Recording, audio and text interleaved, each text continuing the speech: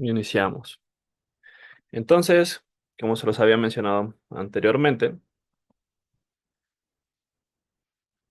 la respuesta inmune, que generalmente se monta ante las bacterias extracelulares, va a depender de la presentación de antígenos montados en proteínas del MHC de clase 2 y presentadas a los linfocitos T cooperadores.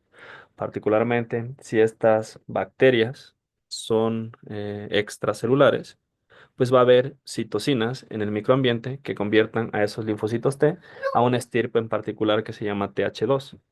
Los linfocitos T cooperadores tipo TH2 tienen la capacidad de activar a los linfocitos B para que estos se conviertan en células plasmáticas y puedan producir anticuerpos. Como lo habíamos visto anteriormente, los anticuerpos son la principal vía de defensa para poder destruir a bacterias intracelulares. Por otro lado, también existen bacterias que crecen intracelularmente. Tal es el caso de Mycobacterium tuberculosis. Generalmente crecen dentro de las vesículas de las células, como los macrófagos. Los macrófagos son de las células que más se infectan por bacterias porque pues andan por ahí fagocitando todo lo que se les atraviese, ¿verdad? Entonces muchas veces fagocitan bacterias, pero esas bacterias tienen mecanismos de evasión de la respuesta inmune que impiden, por ejemplo, en el caso de Mycobacterium, la fusión del fagosoma y el lisosoma. Entonces pueden permanecer viviendo y creciendo en el fagosoma dentro de los macrófagos. Los macrófagos tienen la capacidad o también pueden tener la capacidad de destruir algunas de esas bacterias y presentar antígenos eh, que no son como tal intracelulares porque provienen de bacterias que vienen del exterior. Entonces los presentan en un contexto de MHC de clase 2 a los linfocitos T cooperadores.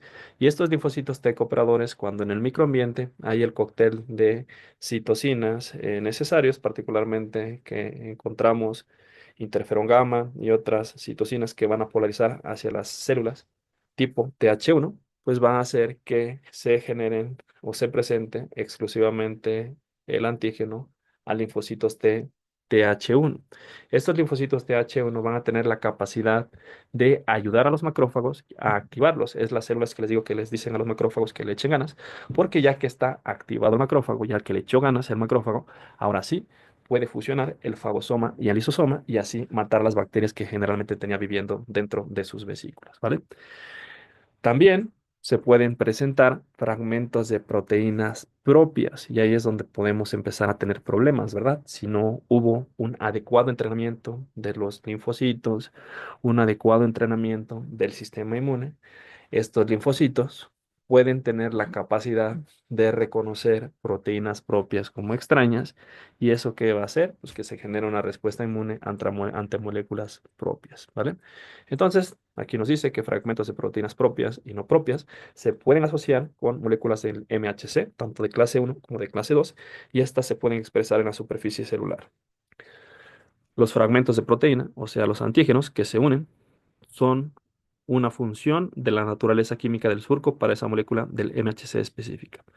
Básicamente se refiere a que el surco que se forma para que se una el antígeno al MHC, lo que habíamos visto anteriormente, que está codificado por genes, esto va a reconocer solamente a ciertos antígenos a los cuales sea específico, ¿vale?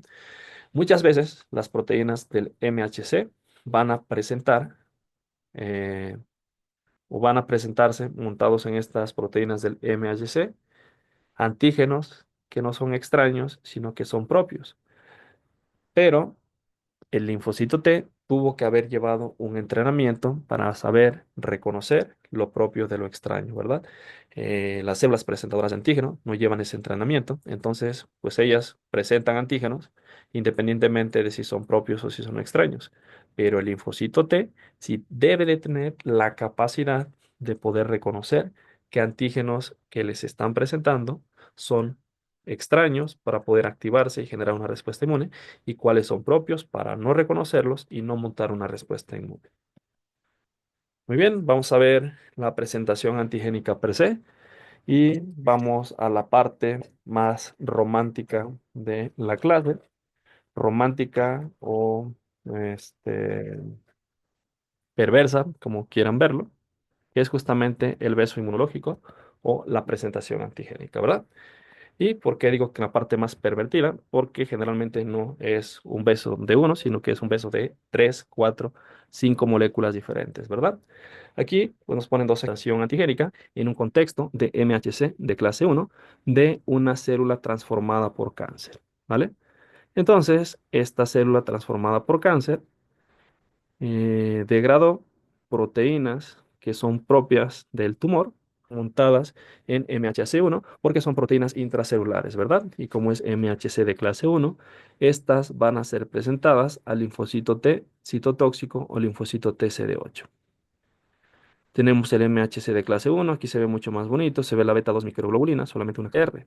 A la vez que es reconocido por el TCR del linfocito TCD8, el marcador CD8, que es específico para los linfocitos T citotóxicos, va a reconocer al MHC de clase 1, pero lo va a reconocer entonces reconoce al MHC de clase 1 porque tiene que corroborar el linfocito T que la célula que le esté presentando el antígeno pues es una célula propia, ¿verdad? Y que tiene MHCs propios, que esto, como vamos a ver más adelante, es una de las principales causas del ataque en los trasplantes porque estos linfocitos TCD8 en un trasplante van a reconocer que estas células, cualquier células que presente MHC de clase 1, porque este lo presentan todas las células, pues no va a ser igual al que el individuo que le dio origen y para el cual fue entrenado a reconocer. Entonces, inmediatamente reconoce que este MHC es un MHC extraño y pues lo va a matar, ¿verdad? O lo va a intentar matar. Y el linfocito T CD8, pues básicamente es parecido a un natural killer, porque ustedes recuerden que su función es matar células, liberarles granzimas y perforinas para perforarlas y hacerlas explotar, ¿vale? Bueno, hacerlas explotar figurativamente, ¿verdad? Porque realmente al perforarlas, pues le va a entrar agua, se van a hinchar y pues eventualmente se van a alisar, ¿vale? Ahora, esta interacción o esa sinapsis inmunológica no es solamente interacciones. ¿Cuál interacción va a ser importante? La de CD28 en el linfocito TCD8 con B7 en la célula presentadora de antígeno. Bueno, en este caso la célula presentadora de antígeno es cualquier célula que ha sido transformada por cáncer, ¿verdad? Que tiene un receptor B7. Y aparte de esto, va a ser importante el receptor CD3, ¿sale? Aquí no aparece, pero hay muchísimas otras moléculas de coestimulación que tienen que ser reconocidas para poder afianzar esta interacción entre, puede ser una célula presentadora de antígeno y el linfocito T, ¿vale? Por otro lado, aquí tenemos el otro ejemplo, donde el macrófago, que es una célula presentadora de antígeno, capturó a una proteína, la transformó en un antígeno y ese antígeno lo va a presentar en un MHC de clase 2. Igual este MHC, este antígeno en el MHC de clase 2 es reconocido por el TCR, que es el receptor que reconoce antígenos del linfocito T, pero para esto van a necesitar proteínas coestimulatorias, ¿verdad? Una de ellas es su CD4, que tiene que reconocer que el MHC2 que le está presentando el antígeno sea de una célula propia y no que sea de una célula extraña, ¿verdad? E igual también va a necesitar la interacción entre B7 y CD28. Cabe recalcar que en el caso de los macrófagos, estos, digamos que pueden hacer muchas cosas, pero lo que menos les gusta hacer es presentar antígenos. Entonces, pues solamente cuando se ven obligados a presentar antígenos vía una estimulación que los activa, pues es cuando van a presentar antígenos. Entonces, este B7, para poder presentar antígenos en el caso de los macrófagos, solamente lo van a expresar cuando hay un estímulo, ¿vale? Muy bien. Ahora, parte importante también en la estimulación y el resultado de esta presentación de antígenos es la liberación de citocinas. Aquí vamos a ver un ejemplo. Tenemos un linfocito B, que también puede ser una célula presentadora de antígeno, ¿verdad? El linfocito B, a diferencia de las otras células, no tiene B7. Entonces, igual, salud presenta el antígeno en un MHC de clase 2, el cual es reconocido por el linfocito TCD4 mediante su TCR. Igual el CD4 reconoce el MHC de clase 2, pero ahora las moléculas coestimulatorias van a ser diferentes. El linfocito B va a presentar una molécula que se llama CD40, que va a interactuar con una molécula que se llama CD40 ligando en el linfocito T.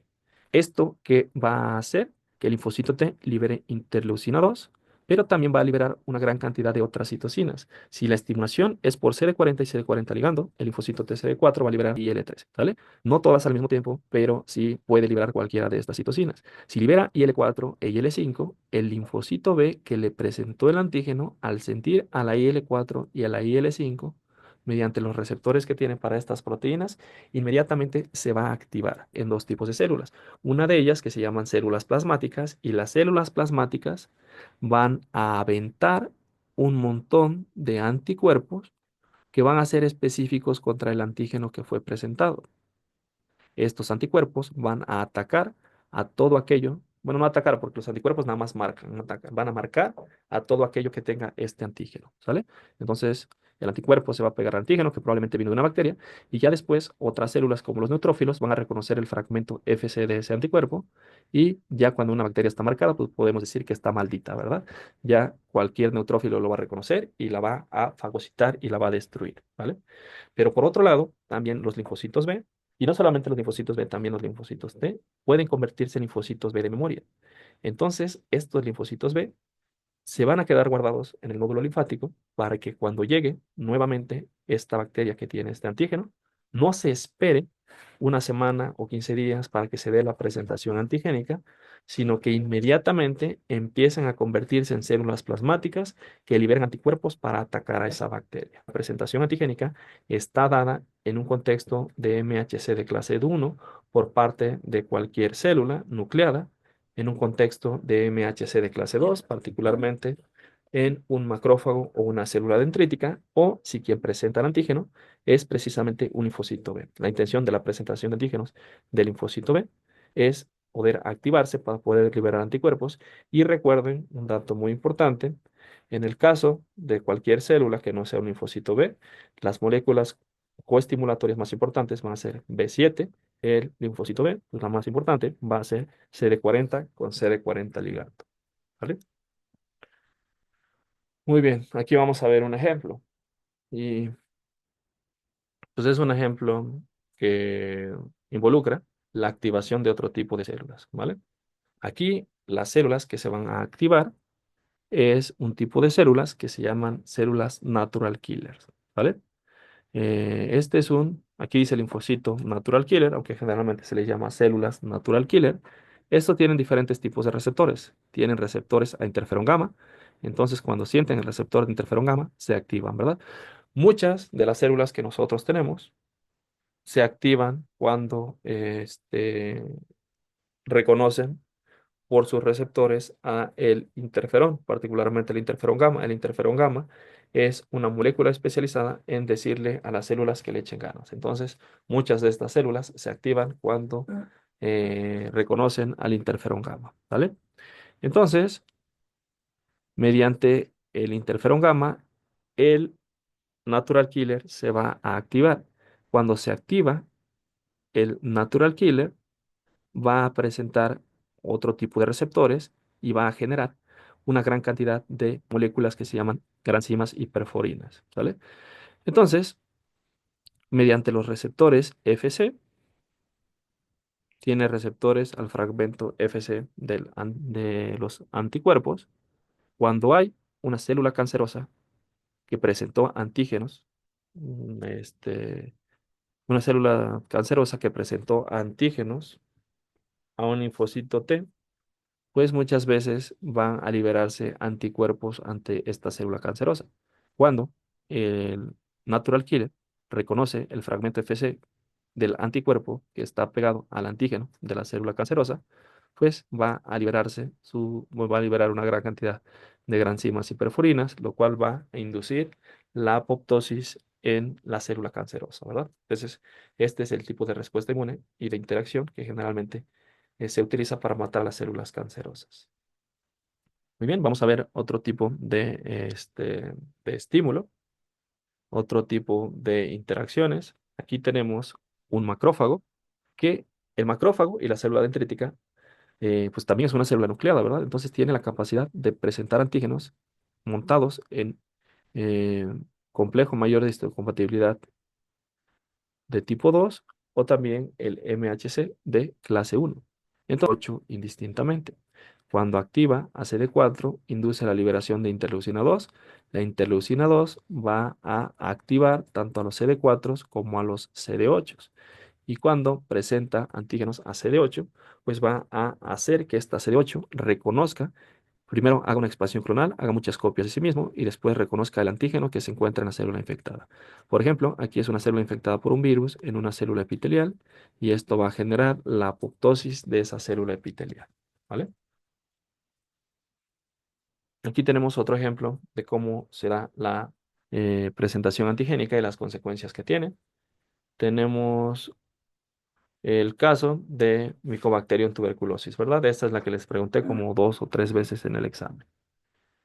Tenemos un macrófago, el ejemplo clásico, el de Mycobacterium tuberculosis, ¿verdad? Entonces, en el Mycobacterium tuberculosis se encuentra en el fagosoma del macrófago, pero dentro de las herramientas de evasión del sistema inmune que tiene, impide que entonces él vive ahí libremente en el fagosoma, reproduciéndose todo el tiempo.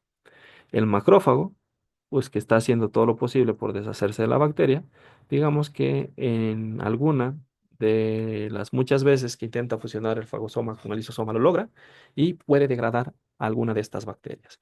Entonces, ya con la bacteria degradada, pues ahora sí, ya tiene un antígeno el cual puede presentar, ¿verdad? Ahora, como estaba en el fagosoma y no viene del proteosoma, lo va a presentar en un MHC de clase 2. Se los presenta a un linfocito T, se libera interleucina 2. Al liberarse interleucina 2 después de la presentación antigénica, que nosotros, pues aquí no los ponen en Zoom, pero pues ya sabemos cuáles son las interacciones que hay en la sinapsis inmunológica de manera autócrina, y al liberar interleucina 2 se activa y prolifera. Y entonces ahora tenemos muchas moléculas de CD4, ¿vale? Esta molécula de CD4 libera interferón gamma y cuando se libera el interferón gamma, el macrófago se activa. El macrófago activado ya ahora sí tiene la capacidad de fusionar el fagosoma con el lisosoma y ya unido el fagosoma con el lisosoma, dentro del lisosoma tenemos a las proteasas necesarias para poder degradar a la bacteria que vivo dentro de ella. Y esta es la manera como nuestro sistema inmune se puede deshacer o puede eliminar a bacterias como Mycobacterium tuberculosis, que tienen la capacidad de sobrevivir en los fagosomas de los macrófagos, ¿verdad? Pero vamos a ver el ejemplo de una persona con SIDA. Una persona con SIDA no va a tener para fines CD4, entonces nunca va a poder liberar interferón y activar al macrófago para que destruya Mycobacterium tuberculosis. Si esto no ocurre, pues Mycobacterium tuberculosis no va a tener ningún rechazo por parte de la respuesta inmune y va a poder proliferar libremente, atacando severamente los pulmones de las personas con SIDA y pues SIDA con tuberculosis es un binomio bastante común y una de las principales causas de muerte en las personas con esta enfermedad, ¿verdad? Entonces, CD4, particularmente liberando a interferón gamma, es crucial para la activación de la respuesta inmune en bacterias que viven en el interior de los fagosomas de los macrófagos, como Mycobacterium tuberculosis. Y pues bueno, está difícil la pregunta. Por 2 décimas, ¿quién me dice qué otra bacteria puede vivir en el interior de un macrófago?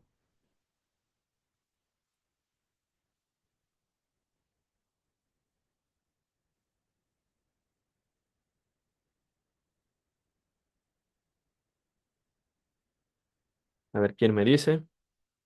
Bruselas. Eh, Bruselas, sí, pero no es el principal lugar donde radica. Una que les dije que era la más clásica. Les doy una pista, puede causar abortos.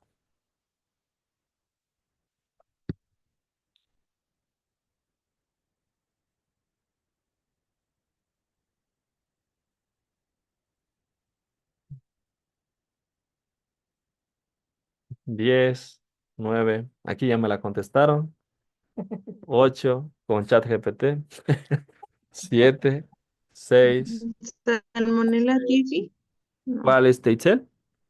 Salmonella tifi, No, Salmonella typhi es el clásico, es una clásica bacteria destructora de tejidos y Salmonella typhi vive ahora sí que donde ella quiere, porque tiene la capacidad de destruir todos los tejidos, entonces anda libremente por todo nuestro cuerpo. Ujú. Es, La listeria, a ver quién dijo listeria.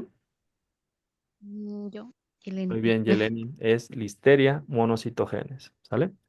Es una bacteria intracelular, la bacteria intracelular por excelencia. De hecho, cuando nosotros queremos estudiar una bacteria intracelular, lo primero que pensamos es en Listeria monocytogenes, ¿verdad? Que su infección, pues generalmente no nos da una enfermedad severa, pero cuidado si Listeria afecta a una mujer embarazada, porque en países pobres es una de las principales causas de abortos, ¿vale? Muy bien, entonces una décima para Daniel y dos décimas para Yeleni. Déjenme anotarlo porque si no, después se me pasa.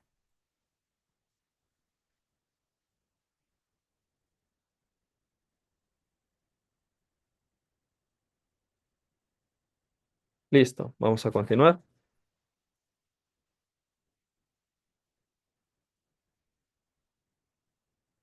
Muy bien. Ahora vamos a ver la restricción de el MHC propio. Entonces, muchas veces aquí vamos a encontrar palabras medio extrañas porque pues en la traducción a veces de una inteligencia artificial como la que utiliza el traductor de Google, pues muchas veces nos los traduce fuera de contexto, ¿verdad? Generalmente literalmente. Aquí a lo que se refiere con restricción del auto MHC es a que nuestros linfocitos T y nuestras células solamente van a reconocer el MHC propio. Básicamente tendría que decir restricción al MHC propio. O sea que se restringe nuestro reconocimiento de los linfocitos T solamente a el MHC propio. ¿Qué quiere decir esto? Que si nuestros linfocitos T reconocen que el MHC que le está presentando el antígeno no es propio, no es nuestro, no es de nuestro organismo, pues entonces se va a enojar, se va a activar y lo va a intentar matar, ¿verdad?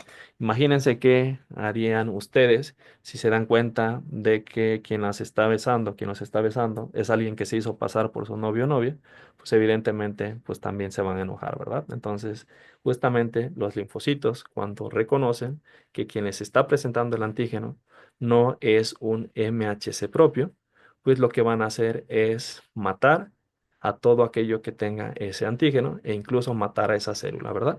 Y esta es la premisa básica de el rechazo a trasplantes que vamos a ver más adelante, el cual también es dependiente del MHC, ¿vale? Entonces, para que una célula T reconozca y responda a un antígeno proteico, que ese antígeno sea extraño, debe de reconocer que el complejo mayor de histocompatibilidad en la célula presentadora de antígeno sea un MHC propio. ¿Y cómo se da cuenta de eso? El linfocito T, porque fue entrenado en la escuela de los linfocitos para poder reconocer el MHC propio de ese individuo sin necesidad de atacarlo. ¿Vale? Entonces, a este proceso se le reconoce como restricción del MHC propio. El proceso por el cual las células T se restringen al reconocimiento de moléculas del MHC propio ocurre en la escuela de linfocitos que se encuentra en el timo.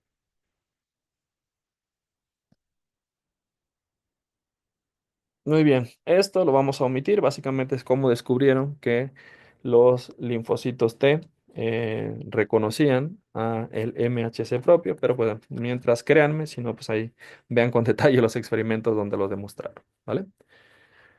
Muy bien, entonces vamos a hablar ahora sobre las células que presentan el MHC de clase 2, las cuales reconocemos como células presentadoras de antígeno.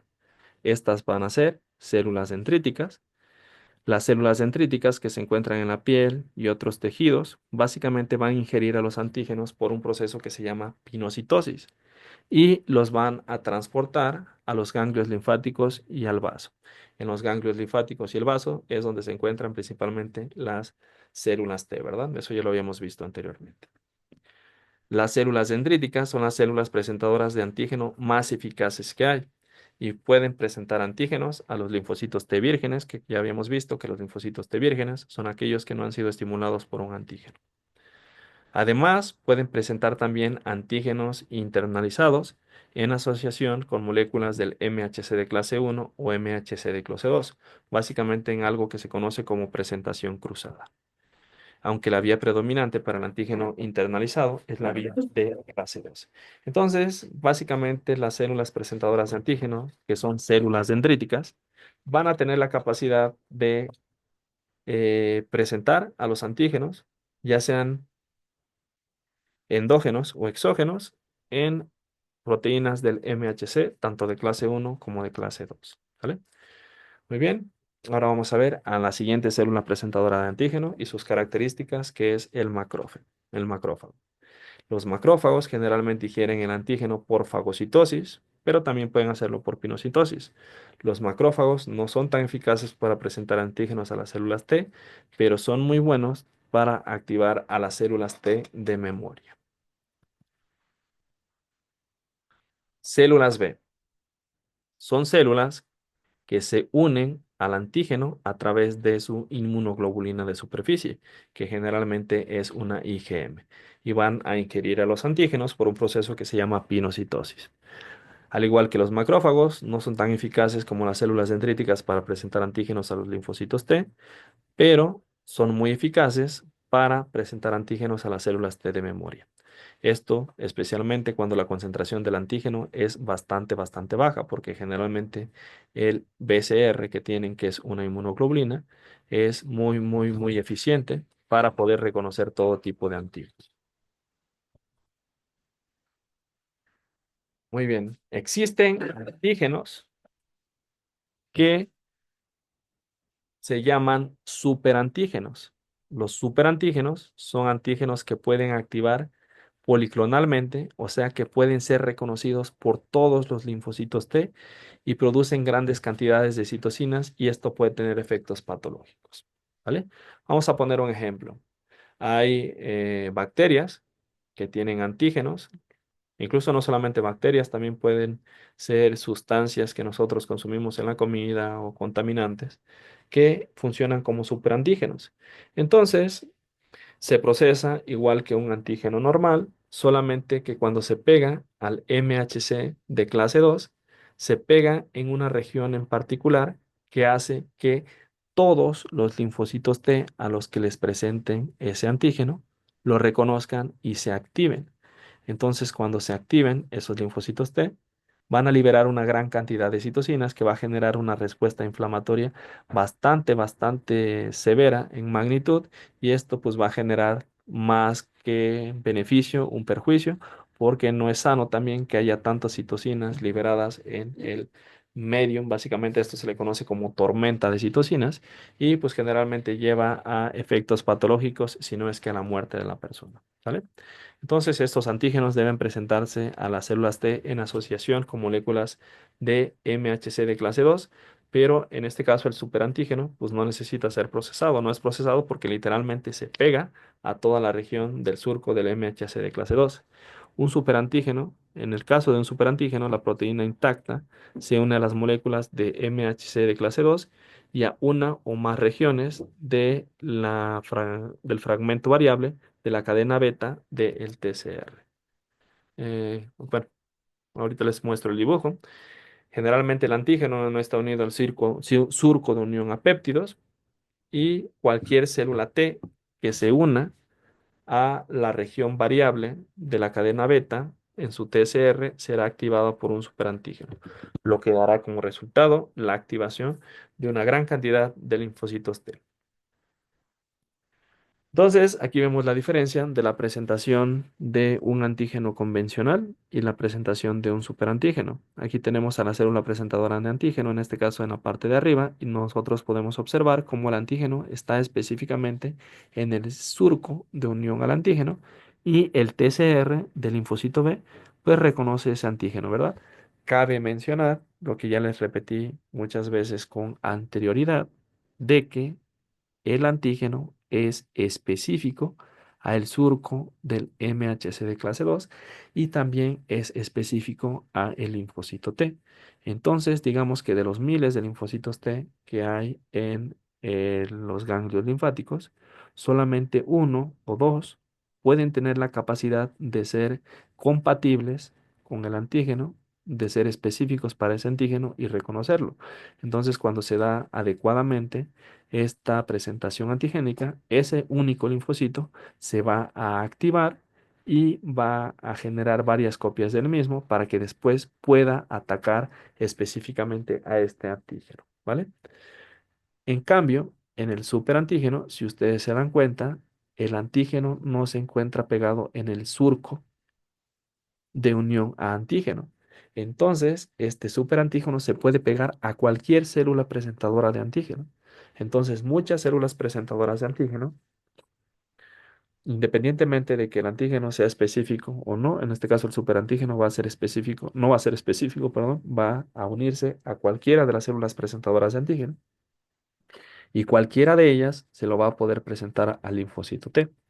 Entonces, el linfocito T, cualquiera de los linfocitos T, cualquiera de los 1000 linfocitos T diferentes que hay, va a poder reconocer a ese superantígeno porque este no va a ser presentado en el surco de unión al antígeno de el MHC de clase 2, sino va a ser reconocido por el fragmento variable de la cadena beta del TCR. Por lo tanto, el superantígeno va a activar a todos los linfocitos a los que se les presente. Hay 1000 linfocitos, los 1000 linfocitos lo pueden reconocer y 100 o 1000 de ellos van a ser activados al mismo tiempo y cuando un linfocito se activa, recuerden que libera una gran cantidad de citocinas. Entonces, estas citocinas y linfocitos activados pueden generar un daño colateral a veces bastante fuerte que puede inducir la muerte del individuo o al menos la muerte del tejido, ¿vale? Hay algunas bacterias que tienen, perdón, que tienen superantígenos y entonces nos generan una respuesta inflamatoria que es lo que hace peligrosas a esas bacterias que nos pueden llevar a la muerte, ¿verdad? Por eso es importante ver inmunología antes de ver bacteriología, porque así podemos darnos una idea de la patología de la bacteria y por qué es que nos causa el daño que nos causa. Y muchas veces, de hecho, en la vida real, ustedes van a determinar qué bacteria es, más que nada por la clínica, y la clínica está en función de la fisiopatología. Entonces tienen que entender la clínica y la fisiopatología de cada una de las diferentes bacterias para poder saber qué bacteria es la que está atacando a nuestro paciente y por lo tanto saber si no la bacteria, pues al menos qué tipo de bacteria es para poder dar un antibiótico adecuado, ¿verdad? Pero si no conocemos nada de inmunología, no podemos saber nada de la patología y si no conocemos la patología, no vamos a entender la clínica y si no entendemos la clínica, pues muy difícilmente nosotros vamos a acertar a la hora de identificar qué bacteria, qué parásito o qué virus es el que está atacando a nuestro paciente. Muy bien, entonces estos procesos de presentación antigénica generalmente se dan en el sistema linfático.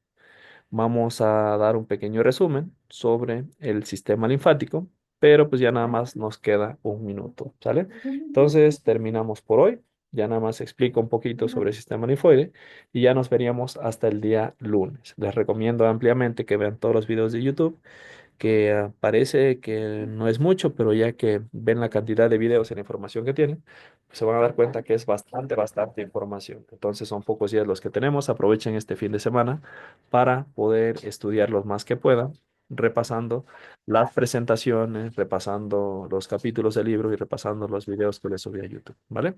Entonces, el sistema linfoide se compone por células, tejidos y órganos. Las células del sistema linfoide son generalmente linfocitos, células presentadoras de antígenos que llegan ahí para presentarles antígenos y células efectoras. El tejido que forma el sistema linfoide puede ser tejido difuso, pueden ser los nódulos linfáticos o los cordones linfáticos.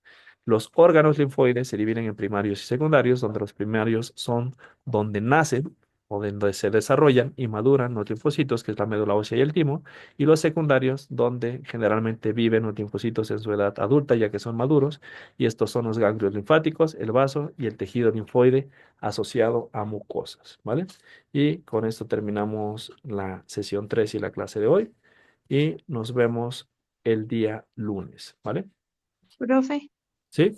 disculpe que lo interrumpa. ¿El Atlas cuándo lo podemos ir a recoger? Desde hoy, ¿sale? Ah, ok. Muchas gracias, profe. ¿De qué? Qué bueno que me recordaste. Bueno, hasta